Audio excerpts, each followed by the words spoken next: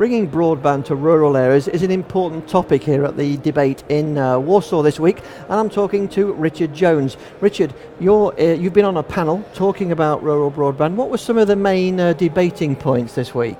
I think it's interesting that it's very difficult. We think about fibre being a very expensive technology to deploy. Actually, in places like Ireland, they're recognising the need to get fibre into these rural areas, otherwise you maintain this digital divide.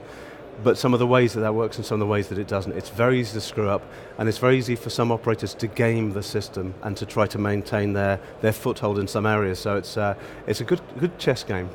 And at Ventura Next, you've actually got quite a lot of experience. You've been around the block a bit with this. Give us some of your experiences. I think you're kind of changing the rules to some extent. We try very hard to change the rules. So in Ireland, we've been working with the electricity company to use their network to deliver fibre to the home across the country.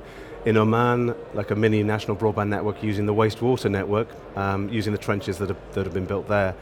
And a variety of other places, probably from Kazakhstan to Curacao, trying to make sure that people aren't just spending money on infrastructure which doesn't have a return, building the ecosystem around these networks, creating ultra-lean networks where our own network in Sweden had 2,500 subscribers per employee, trying to mirror that across the world. Do it right. Because I suppose every country is different. You can't cut and paste. If you try that, it works terribly.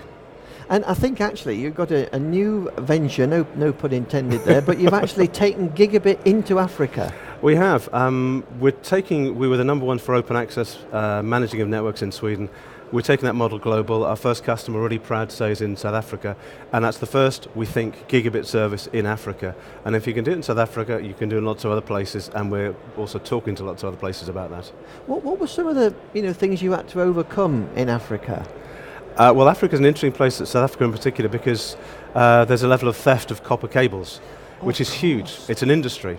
And unfortunately, if you put a fibre cable in the ground, nobody realises it's fibre, so they steal that as well. So there's some minor security things like that, but in reality, to make it work there, you have to be incredibly lean, incredibly efficient, otherwise the business model won't work, and that's luckily something we're good at from our Swedish experience. Richard, thanks very much for talking to us. Thank you very much. So bringing fibre internationally is sometimes about changing the rules.